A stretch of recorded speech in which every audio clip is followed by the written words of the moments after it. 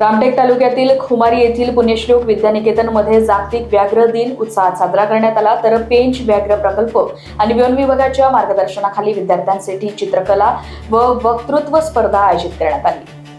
मानव व वन्यजीव संघर्ष आणि मानव व वाघ यांचे सहजीवन या विषयावर विद्यार्थ्यांनी प्रभावी मांडणी केली।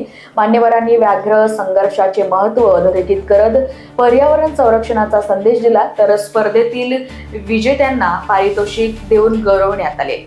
आज दिनांक 29 जुलै 2026 रोजी जागतिक व्याघ्र दिवस दिनानिमित्त माननीय वन परिषद कार्यकारी जोरबावली श्री जयेश तायडे सर यांच्या मार्गदर्शनाखाली विशेष उपक्रमांतर्गत पुण्यश्लोक अहिल्यादेवी होळकर विद्यानिकेतन खुमारी येथे जागतिक व्याघ्र दिन साजरा करण्यात आला।